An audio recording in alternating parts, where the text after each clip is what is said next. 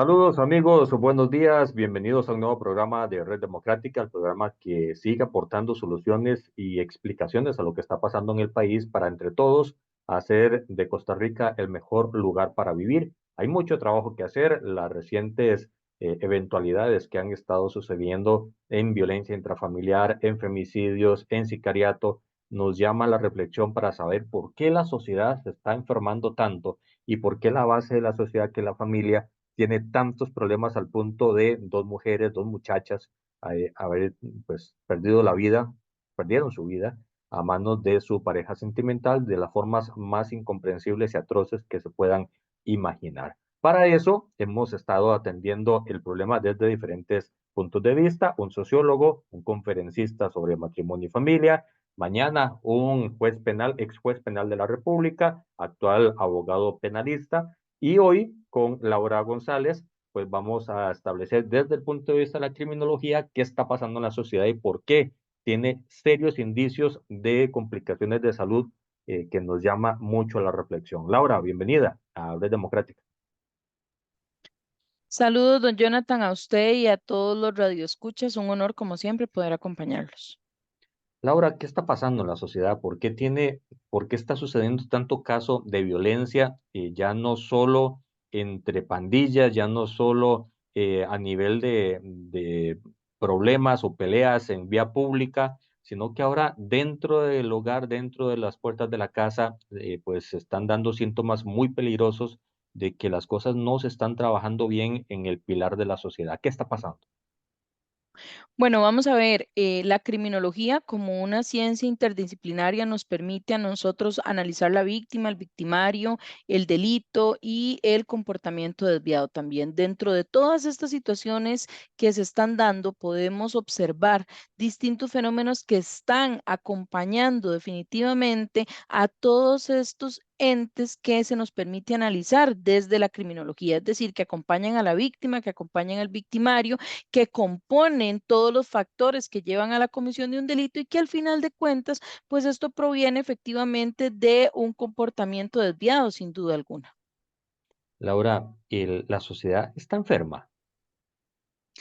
Más allá de decir que la sociedad está enferma, lo que estamos cayendo es en algunos factores que influyen en esos comportamientos desviados, que tienen que ver directamente con, por ejemplo, el descuido en la inversión social y esto desde la parte de políticas públicas, e influye también mucho en algunos casos el entorno social y familiar en el que se desenvuelven las personas a diario. Hay cierta influencia de algunos grupos y esto es un tema de sentido de pertenencia y de filiación de las personas hacia otras. Entonces, si viven en un entorno social conflictivo, un entorno intrafamiliar conflictivo, pues eso los va definitivamente llevar a tener algún sentido de filiación con este entorno y ahí caen en los ciclos de violencia que se han venido dando. Quiere decir que el ser humano y en este momento las familias están muy susceptibles a estar perjudicados por el entorno en el cual se están moviendo y en el cual se están pues desarrollando. Siempre, siempre el ser humano va a ser susceptible al entorno en el que se desenvuelve y se desarrolla diariamente. Pero cuando estamos en un país con algunas situaciones convulsas que suman a esto, en situaciones de estrés, situaciones de pobreza, índices que definitivamente no son favorables, situaciones económicas que no son iguales para todos los habitantes de este país o de cualquier país, hablando en Ujú. términos generales, aquí lo que sucede es que eso va sumando y si lo vamos viendo como un vaso de agua que llega a llenarse, al final de cuentas las personas llegan a prestar atención un poco más a ese entorno que los rodea, que definitivamente no sería la misma atención que se le prestaría si las personas tuviesen, por ejemplo, formas de enfocarse en un estudio, en un trabajo, en situaciones que les mantengan a ellos definitivamente esa parte ocupada y por eso al final de cuentas se habla de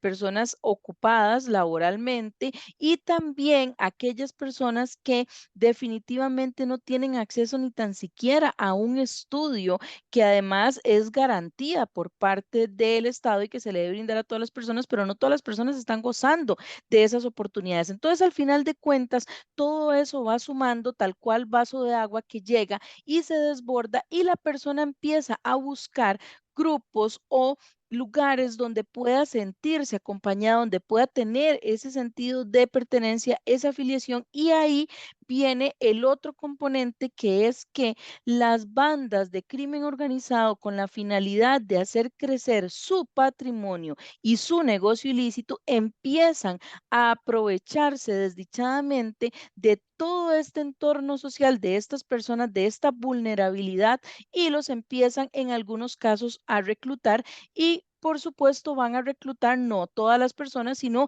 a aquellas que ellos necesiten para su organización. Dependiendo el rango que le vayan a dar dentro de la organización, así van a reclutar, acorde a la edad, acorde también al género, acorde a las capacidades que tenga la persona y se aprovechan también de esa vulnerabilidad sin duda alguna.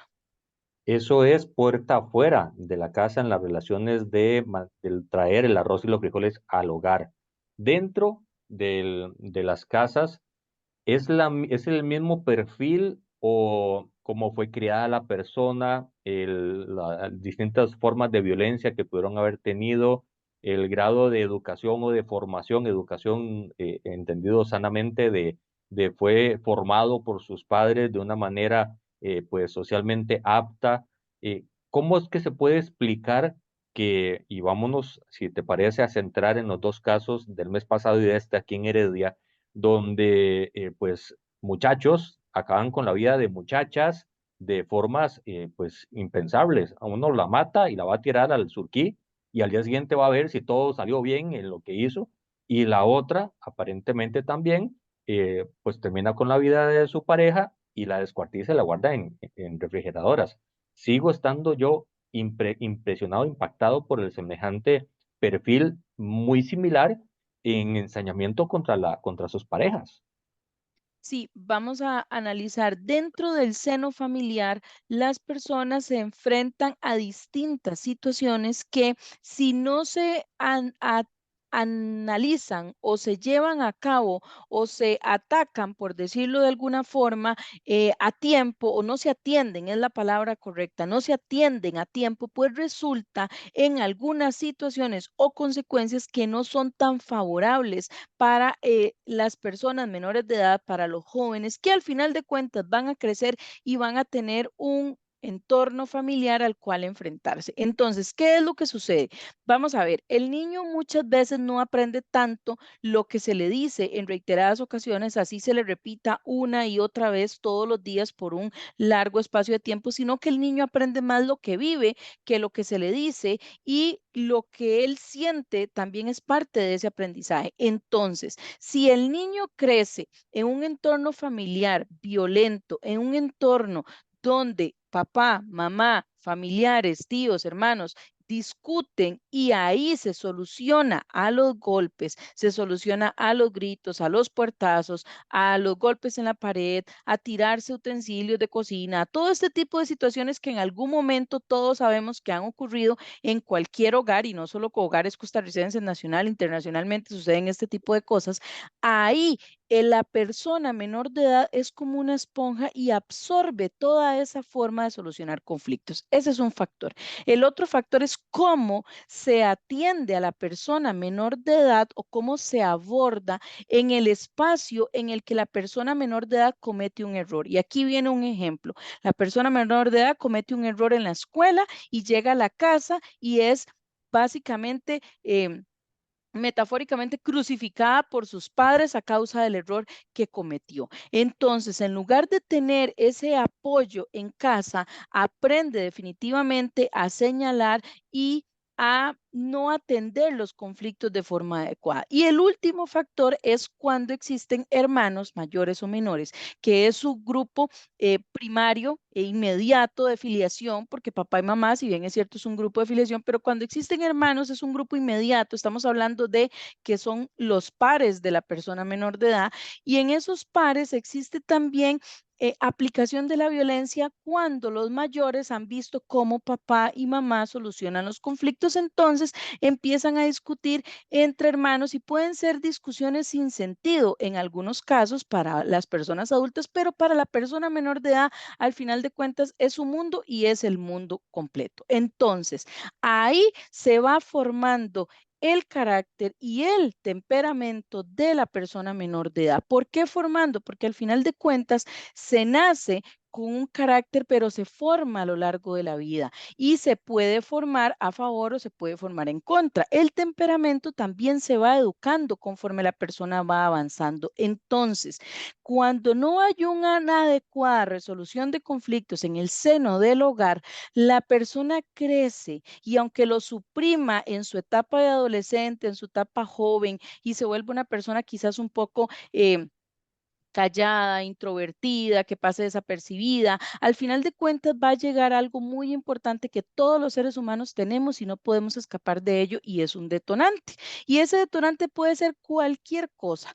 ¿Por qué? Porque es lo que se conoce coloquialmente como la gota que derramó el vaso. Esos son los detonantes de todas las personas. Incluso aplica en la parte física con las alergias. Hay algo que llega a detonar definitivamente a cualquier persona en cualquier ámbito, físico, emocional, psicológico y demás. Entonces, cuando llega ese detonante, la persona se enfrenta a un terreno emocional tan desconocido que no sabe cómo solucionar su conflicto y recuerda en su inconsciente la única manera que vivió a su alrededor y a su entorno y entra en una etapa de sobrevivencia y ahí automáticamente se activa el rol de sobrevivir a toda costa y a como sea. Entonces, ahí es donde se replica el rol de violencia que la persona menor de edad vivió en años muy pequeños, pero en una etapa adulta no sabe todavía cómo solucionar los conflictos y lo lleva al ámbito de la violencia si eso fue lo que vivió. Si lo que vivió fue ser una persona agredida, puede que definitivamente pase de haber sido víctima en el pasado a ser Ok. victimario, a no dejarse de nadie. La mayoría de personas que acuden a la violencia es o porque es lo que aprendieron o porque tienen reprimida en sí esa parte de que todo el mundo les aplica violencia a lo largo de su vida. Llega el momento en el que dicen hasta aquí y se salen y no saben cómo controlar ese terreno, no lo conocen, es desconocido y se viene la parte de improvisar. Todo eso son factores que llegan a influir en el comportamiento violento de las personas. Ahora bien, hay otra gran parte también, pero es en realidad no la común, no la conocida, que es aquella población que nunca ha vivido nada de esto en su hogar, que lo aprende en otro entorno al que sí tiene filiación y que al final de cuentas, cuando llega a tener un hogar o un entorno intrafamiliar empieza a aplicar no lo que aprendió en su casa, sino en otros entornos. Y el ciclo de violencia se sigue repitiendo de forma continua y no se llega nunca a una adecuada resolución de conflictos y es lo que puede llegar a consumir un país en los ámbitos de violencia pues que estamos enfrentando el día de hoy. Laura, esta última etapa que estás mencionando se podría ejemplificar con los videojuegos violentos, se podrían tal vez ejemplificar con las narconovelas, con las series de televisión y películas de alto contenido de violencia, con espacios de amistades fuera del hogar también violentos o de conductas de violencia. ¿Es posible ejemplificarlo de esa manera?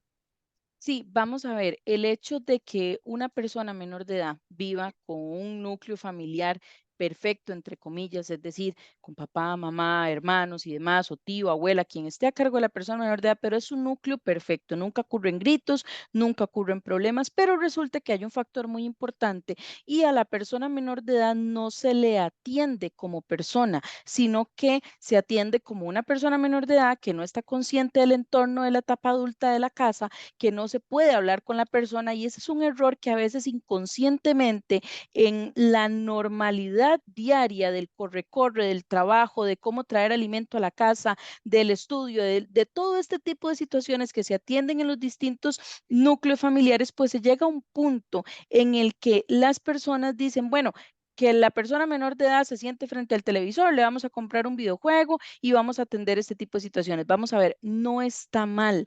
El asunto es que para cada cosa existe una clasificación. Entonces, si vamos a hablar específicamente del tema de los videojuegos, existe una clasificación para cada edad y muchas veces, en algunos casos, las personas encargadas de las personas menores de edad simplemente acuden a comprar el videojuego porque el Ujú.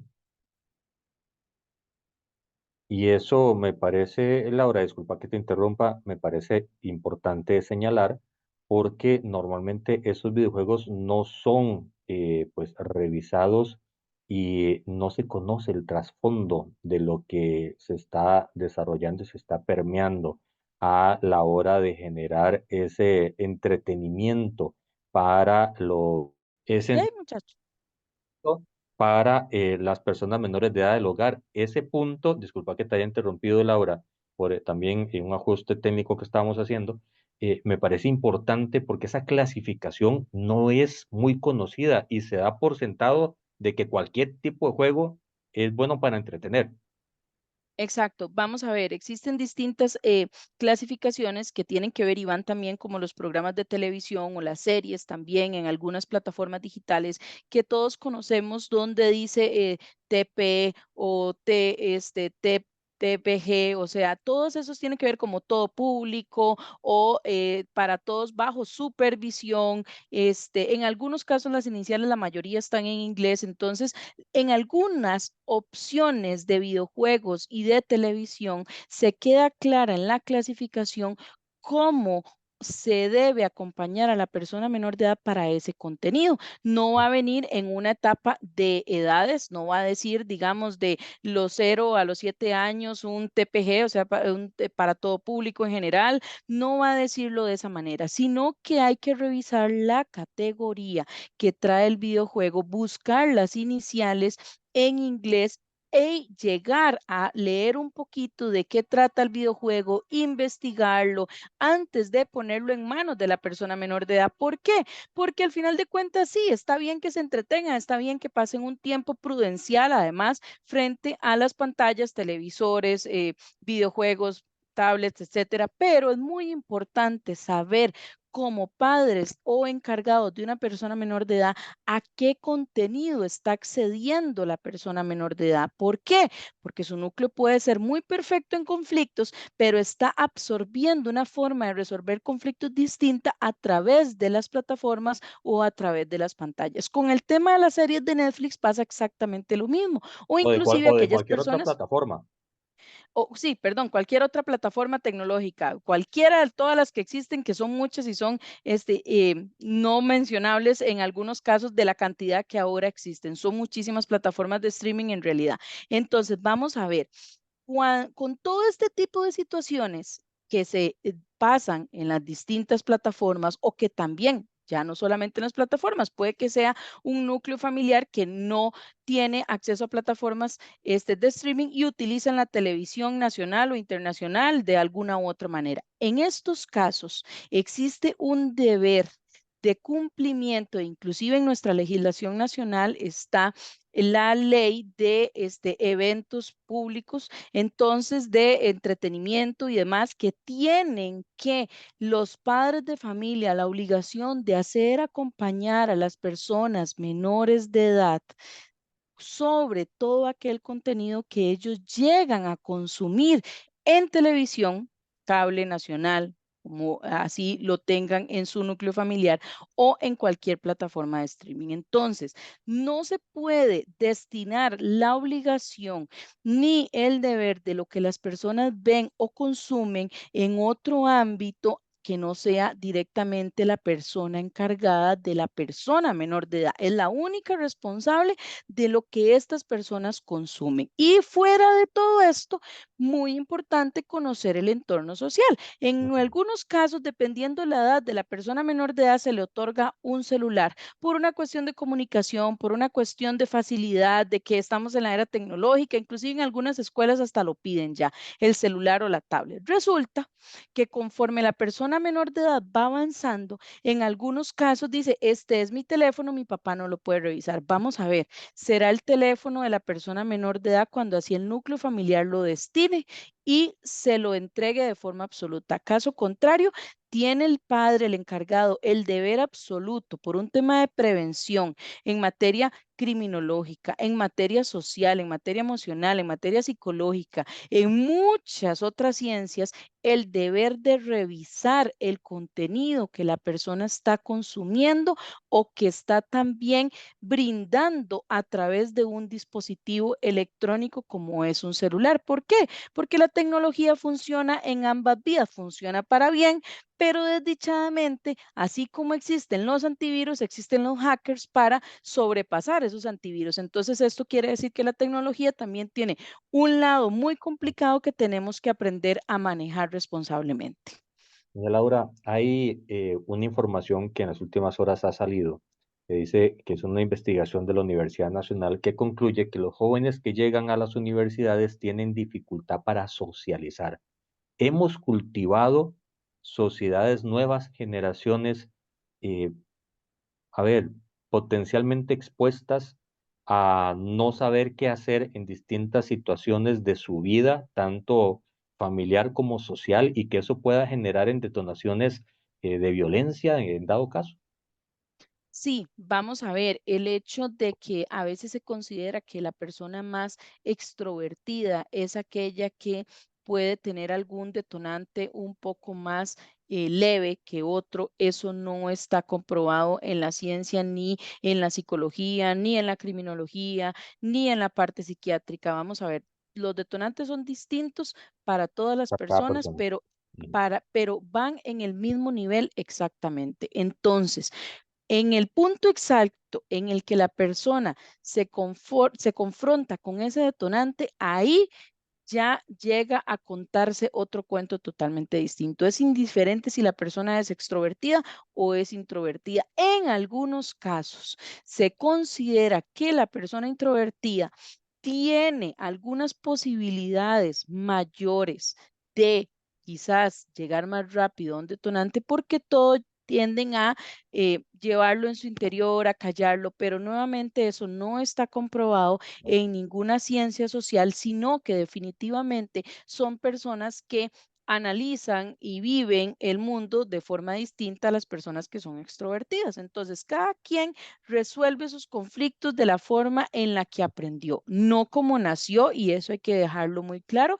Las personas no nacen sabiendo cómo resolver los conflictos. Las personas aprenden a lo largo del camino cómo resolver los conflictos. ¿Qué es lo que pasa con el tema de la socialización en el ámbito universitario, en la etapa estudiantil y todos estos estudios que se hacen? Bueno, que definitivamente influyen en la parte emocional, psicológica, de afinidad de cualquier persona. Aquella persona que no llega a socializar o que no se le dan las relaciones sociales va a tener una dificultad mayor Ujú. para poder entablar algún tipo de relación de afinidad y esto lo puede consumir en algunos otros ámbitos psicológicos que realmente lo pueden llevar a algunas otras decisiones, pero la mayoría son personales, no son capaces a causa de llegar a atacar a otra persona, a no ser que exista un resentimiento social y que sea esa la causa de la etapa en la que no quiere socializar. Pero ya estamos hablando de otro ámbito totalmente distinto y estamos hablando que es cuando las personas cometen crímenes atroces que por dicha acá en nuestro país no se han visto, pero internacionalmente sí los hemos visto, donde las personas cometen crímenes de lesa humanidad en contra ya de un grupo mayor simplemente por el hecho de que tienen algún tipo de resentimiento social y que no pudo ser resuelto en ninguna etapa de su vida. Pero eso es otro ámbito completamente Totalmente distinto. La diferente. situación violenta que vive Costa Rica hoy en día no tiene tanto que ver con un tema de socialización. Al contrario, tienen demasiada socialización en los entornos sociales inadecuados. Equivocados. Entonces, esa socialización en esos entornos no aptos es la que está llevando a las personas a cometer ciertos actos por un tema de afinidad, por un tema de necesidad o por un tema definitivamente porque consideran que es más fácil ese camino que el optar por el estudio, el empleo formal y demás situaciones que también hay que ser muy transparentes de que no se está haciendo esa inversión social, al menos por el momento, y se ha dejado de hacer hace muchos años, y que el conseguir empleo pues tampoco es tan fácil en estos momentos. Laura, este tipo de personas que están generando volúmenes altos de violencia en todo ámbito social e intrafamiliar, ¿les cuesta reconocer la diferencia entre el bien y el mal o la adaptan a su necesidad y es simplemente parte de su contexto manipulador o violento? Bueno, vamos a ver, cada persona, así como cada delito o cada caso es distinto, es individual y es aislado de la generalidad, así pues cada persona también lo es. Con esto quiero decir que no en todos los casos vamos a hablar de una persona o un perfil criminal que no sepa distinguir entre el bien y el mal. La mayoría de personas que cometen un acto o un delito, un acto atroz, de los terribles que hemos vivido últimamente en el país, saben distinguir entre el bien y el mal. Lo que pasa es que en algunos casos se puede llegar a tener una carencia de empatía que Ujú. es muy distinto a distinguir entre el bien y el mal. Entonces, se carece de la empatía y la persona comete un acto sin sentir tan siquiera un poquito el dolor humano que está causando. Y aquí tampoco estamos diciendo que todos los casos son iguales. Claro. Entonces, vamos a ver, ese puede ser uno de los casos. El otro caso definitivamente es cuando la persona a causa del estrés, la emoción y Y ahí, disculpa que te vuelva a interrumpir, Laura, si me lo permitís, porque el factor empatía que estás poniendo sobre la mesa es importante para poder entender el por qué se les ve a veces tan fríos, tan distantes o tan no me interesa lo que está pasando. Es parte de ese entender de la empatía que pones sobre la mesa y que nos gustaría en ser personas que no van a ser personas que no tienen como esa afinidad a un grupo y no estamos hablando aquí que es porque es una persona solitaria, porque es una persona que no siente, no transmite emociones, es una persona que puede cometer un crimen, no, Ujú. tampoco. Entonces, hay que tener claro que las personas al momento de que llegan a cometer un acto criminal, pues llegan a carecer de esa empatía y Mm. les es más fácil, más que a otras, cometer actos de violencia en contra de algunas personas. Situaciones de conducta que pueden ser detectadas desde tempranas edades. Sí, sí pueden ser detectadas desde tempranas edades cuando vemos que una persona en su edad temprana, es decir, en su etapa de niñez, empieza a maltratar animalitos, específicamente animales grandes, no estamos hablando de insectos que todos los niños, pues en algunos Claro. casos les encanta cazarlos para jugar con ellos, no estamos hablando de animalitos ya más grandes y que en algunos casos los niños pues optan por cometer algún tipo de situaciones atroces en contra de estos animalitos, que golpearlos, que patearlos, que inclusive si aprenden ya un poco más adelante el tema del fuego y jugar con fuego y con los animalitos y todo ese tipo de situaciones que quedemos claros, no es un diagnóstico psiquiátrico ni un perfil criminal lo que estamos haciendo acá, pero sí son comportamientos que, como dicen por ahí, generan esas alertas que deben prestársele atención. ¿Por qué tan solo prestarle atención? Porque todos estos comportamientos pueden corregirse con el tiempo, pueden ser tratados y pasan desapercibidos en una etapa de edad adulta donde la Ujú. persona quizás puede transcurrir con absoluta eh, equilibrio emocional y psicológico el resto de su vida y nunca va a cometer un crimen, pero en su etapa de niñez tuvo esa curiosidad y estuvo eso ahí como de maltratar en algún momento a alguien o a un animalito, normalmente empiezan con animalitos, pero fue atendida a tiempo. Caso contrario, cuando no es atendida a tiempo, la persona continúa con ese desequilibrio psicológico y emocional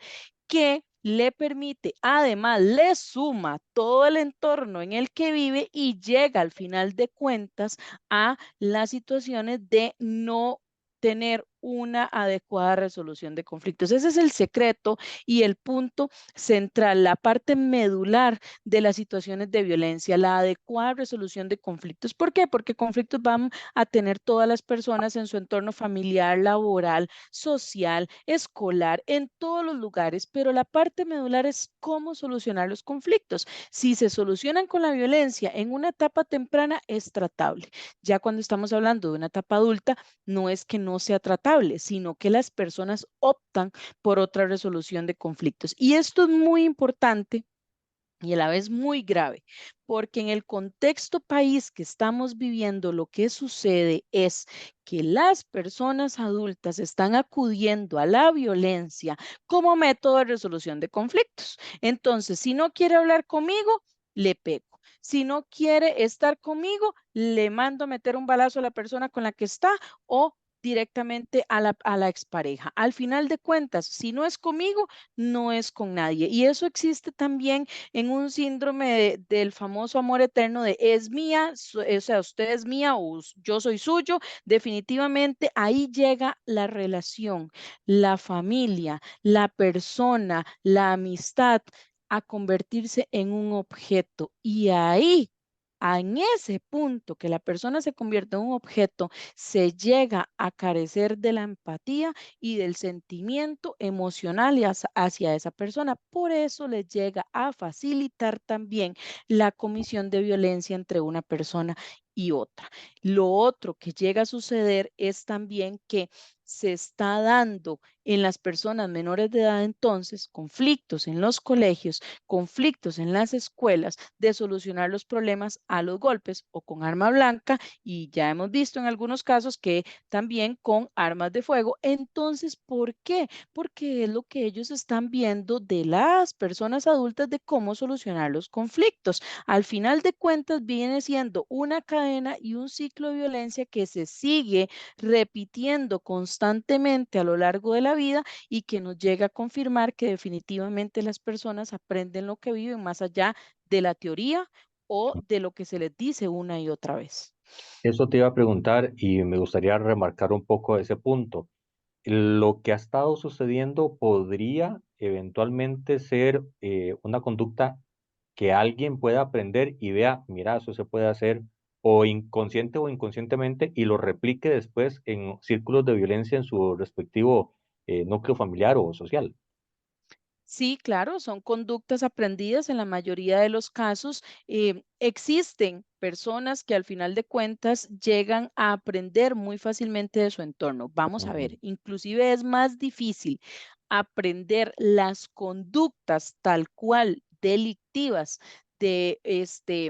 de algún programa en específico más allá de la que se vive en el día a día. Vamos a ver, ¿generan efectos secundarios? Por supuesto que sí, todo aquello que se consume ya lo vimos anteriormente, pero influye más lo que se vive en el día a día y esto puede llevar a las personas a decir, ah, es una forma fácil de obtener dinero.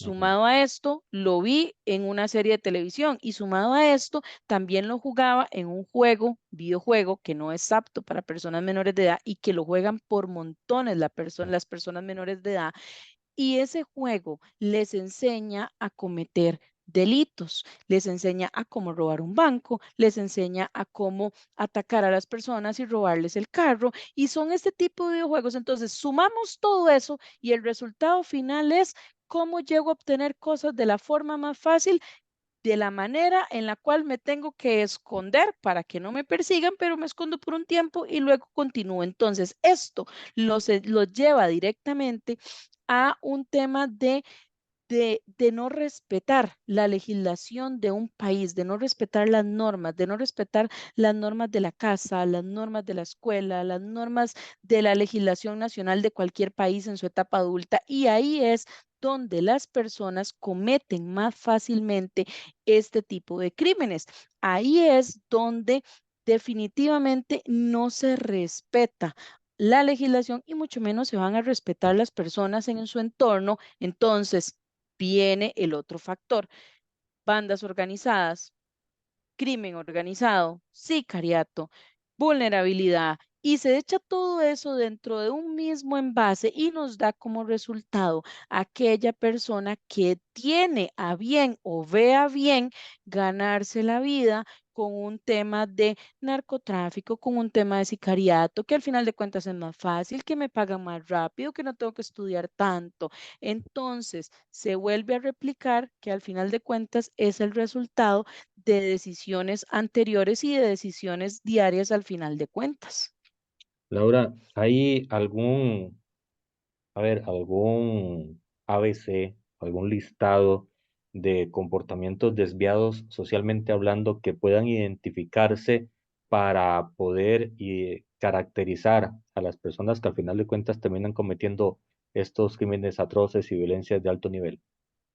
Bueno, vamos a ver, dentro de la criminología y en los distintos análisis que se han llevado a cabo en algunos entes internacionales como el FBI, como la DEA, que se han dedicado a analizar un poco más el tema de perfiles criminales, ellos hablan de dos perfiles específicamente, que es el perfil conocido y el perfil desconocido. Cuando ellos hablan de un perfil conocido, es aquella persona que ya está en prisión, que ellos como un tema de análisis se conocen, entrevistan y empiezan a armar esas hipótesis y esos perfiles, y ese es el perfil del criminal conocido. El perfil desconocido es aquel al que definitivamente no se sabe a qué se están enfrentando y que llevan a cabo en la investigación en el momento en el que se da la situación. En este perfil desconocido, se tiene la teoría por parte de algunos entes de temas internacionales que Ujú. tienen que ver directamente con personas que aprenden lo que ven. Pero aquí curiosamente expresan estas autoridades que no es lo que ven en televisión, sino que lo que ven y viven en su entorno. Entonces, cuando se llega a analizar el perfil criminal de estas personas, se entra en un análisis de distintos factores que suman a un perfil criminal que llevan a cabo las autoridades en el día a día con cada investigación. ¿Qué es lo que suma? Sexo, raza, demografía, entornos social, situaciones a las que familia, cómo es, cuál es su etapa niñez, dónde se desenvolvió, dónde estudió. Entonces empiezan ya a armar ese perfil, que es un perfil desconocido, hasta en el tanto no se enfrenten a la persona. Por eso es que dentro de todo este análisis de perfiles criminales, se tienen que analizar de forma individual. Sin embargo, hay conductas iniciales como las que veíamos anteriormente en la etapa de niñez que tienen que ver con violencia. También hay personas menores de edad que inician con juegos violentos, que entonces de pronto usted los ve con dos muñequitos golpeándolos, guerreándose entre ellos, y en algunos casos hay que tener cuidado porque es una línea muy delgada la que el niño vive en su etapa de muy, muy niño, cuando está aprendiendo la parte de la física, de cómo suenan las cosas cuando las tiro, cómo suenan las cosas cuando las golpeo, Y ahí es otra etapa totalmente distinta, que esa pues queda en manos de los pediatras, psicólogos y demás, pero hay otra etapa donde el niño ya en una etapa más grandecita, 4, 5, 6 años, sigue con esa misma conducta de golpear los muñequitos entre sí. No estamos hablando objetos, muñecos propiamente, que empieza a con alguna tijera a cortarlo, a hacerle algunas heridas a sus juguetes, a este tipo de comportamientos. Luego transmite lo mismo en animales y aquí se llega a generar esas alertas que deben ser atendidas. Pero Ujú, dejando la etapa de niñez de un lado, cuando estamos hablando de una etapa adulta, hay otras conductas que así como vienen aplicándose en cada etapa de la vida de una persona, llegan a tomar forma. Por ejemplo, la excesiva necesidad de control sobre otra persona. Eso es una alerta definitiva que no puede dejarse pasar.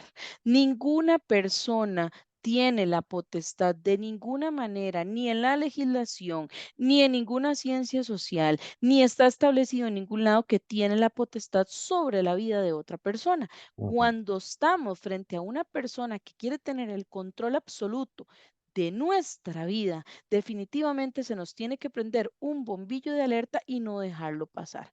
Decían nuestros abuelitos que el amor es ciego y en algunos casos la locura lo acompaña, pero aquí hay que dejarse entender que ni el amor es ciego ni la locura lo tiene que acompañar. Y estamos hablando específicamente en temas de relaciones, no solo de pareja, familiares y demás. ¿Por qué? Porque a veces el amor fraternal nos puede llegar a cegar, nos puede llegar a decir, no, esta persona se está comportando así y es porque así es su forma de ser, no es porque esa persona quiere. No, no, no, hay que tener algo muy claro porque si no va a suceder lo que sucedió hace pocos meses atrás acá en nuestro país, donde el hijo desdichadamente le da muerte a su propia madre. Entonces, es este tipo de conductas que no podemos dejar pasar. Otra conducta definitivamente es aquella donde la persona acude a la violencia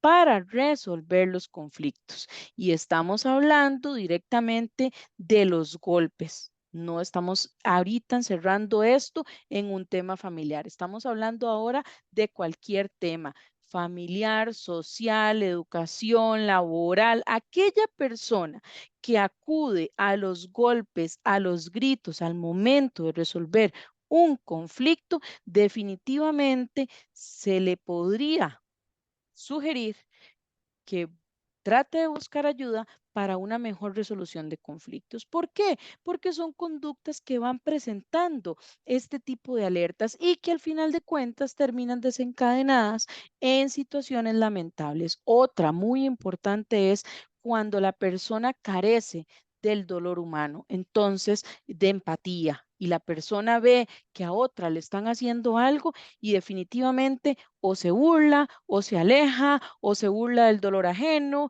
y desde las cosas más pequeñas hasta las cosas más grandes. ¿Por qué? Porque eso es una situación que va en escalada y así es como va en escalada no solo en nuestro país, sino en cualquier país del mundo la violencia. ujú. Empezamos de a poquitos y lo vamos a recordar un poco históricamente. Costa Rica acá empezó con un tema del famoso cadenazo en el centro de San José y no mataban a nadie por un cadenazo. Con Estamos los hablando. Teletubbies. Empezó con el tema, con los Teletubbies y te arrancaban la cadena y salían corriendo y era un tema de hurto y sin violencia y corrían y se acabó. Pasó en aquella etapa de los ochentas y noventas que rajaban los bolsos de las mujeres y inclusive embarazadas con niños pequeños, no les importaba, con un cuchillo y lo que se saliera lo recogían y salían corriendo. Estamos hablando de delitos menores, pero eso fue en los años 80, 90 y cómo llegamos a una escalada que nos tiene hoy en día sumidos en la violencia que nos tiene. Pues eso es una muestra de que todo va en escalada al llegar al punto donde definitivamente todo detona o explota y ya es insostenible. Ahí es donde las personas tienen que detectar esas conductas y no dejarlas pasar, no para señalar una persona, porque vamos a ver, desde el ámbito de la criminología, señalar una persona es etiquetarla. Y Ujú. nosotros, de hecho, en el ámbito criminológico, no podemos ni siquiera etiquetar a aquellas personas que están dentro de un centro penitenciario. No se justifica el acto, que es distinto, pero no se puede etiquetar a una persona. Por eso es que Costa Rica trabaja en el tema de la resocialización para evitar justamente esos etiquetamientos. Entonces, una cosa es distinta a no etiquetar y la otra es a saber detectar ese tipo de conductas que nos pueden salvar la vida pronto a cualquiera de nosotros o que definitivamente nos puede ayudar a salvar la vida de cualquier otra persona allegada o conocida en nuestro entorno. Laura, nos quedan 6, tal vez 7 minutos del programa de hoy y quisiera abordar un último punto porque me parece muy importante ligarlo a lo que acabas de decir. En los 80s y 90s era un tipo de violencia, en los 2000 era otro, se dieron el primer ajuste de caso de sicariato, se dio hace 20 años y en cuestión de unos cuantos años estamos con una bola de nieve sumamente grande, pero que parece no detenerse y parece que puede tener más nieve más adelante para seguir creciendo.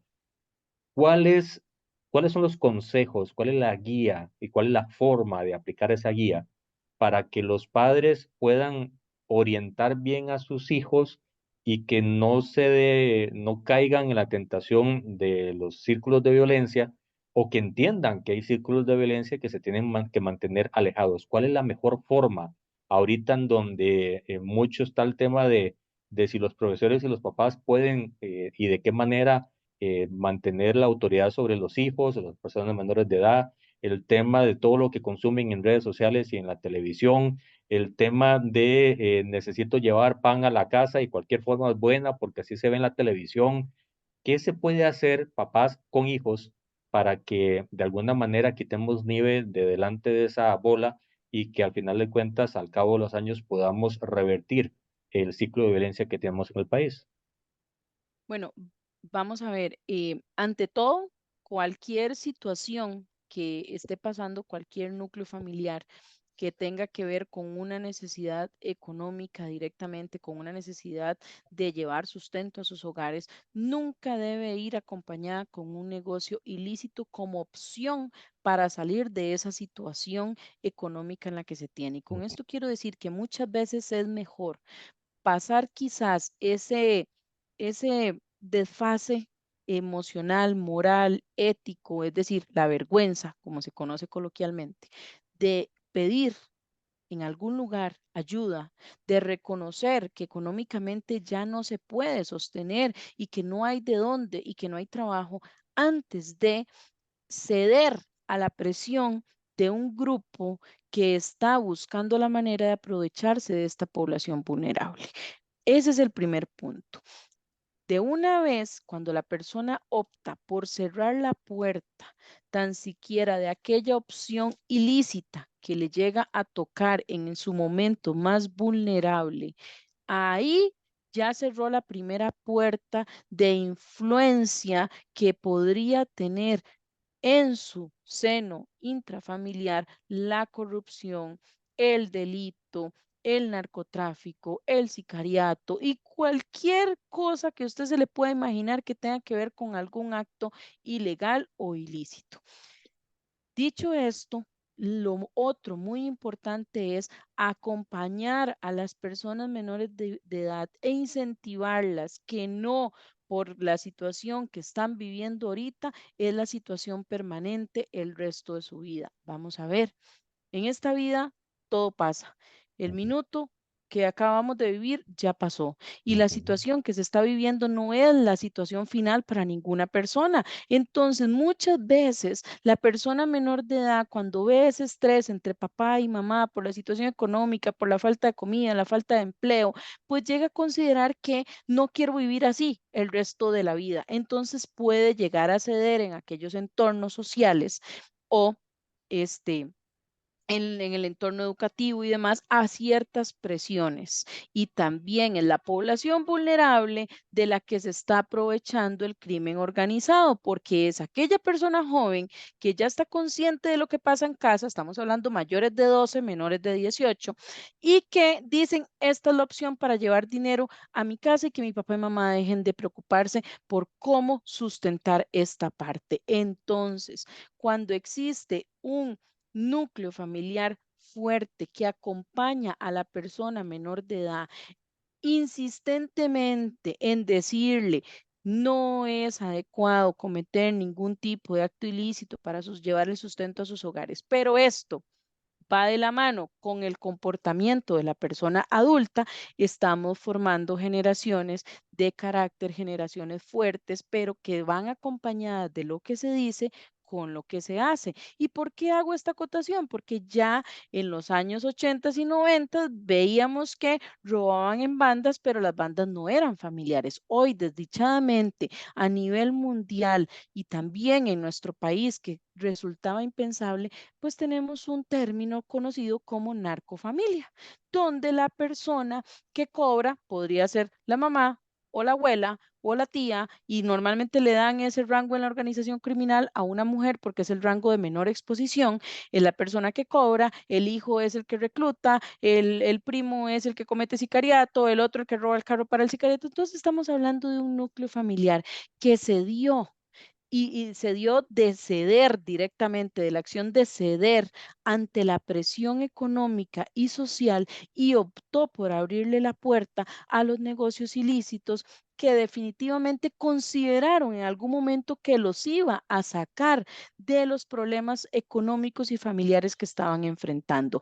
Entonces, es hacer y orientar, digamos, no adoctrinar, que es totalmente distinto, Así. orientar a la persona menor de edad, pero a la vez darle un ejemplo de cómo hacerlo.